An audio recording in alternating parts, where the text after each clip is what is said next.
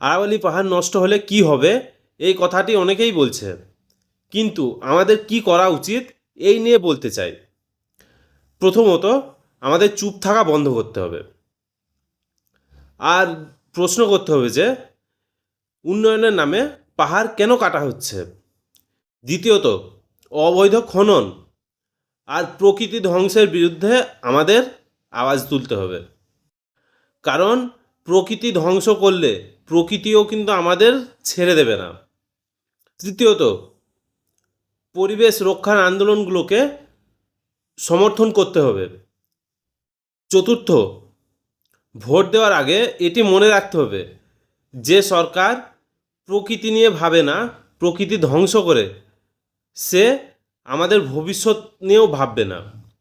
সব থেকে জরুরি বিষয় হলো এই আরাবল্লী পাহাড়ের ব্যাপারটাকে ঢাকার জন্য সরকার আর মিডিয়া অনেক কিছু বলবে আর করবে, কিন্তু আমাদেরকে এই ব্যাপারটা কোনো রকমভাবেই ভুললে হবে না, কারণ এটি আমাদের ভবিষ্যতের বিষয় আর আমাদের ভবিষ্যৎ প্রজন্মের বিষয়। তো যে যতটা পারবেন আরাবল্লী পাহাড়কে বাঁচানোর জন্য আওয়াজ তুলুন, দেখবেন সরকার পিছু পা হটতে বাধ্য হবেই হবে। সেভ আরাবল্লী।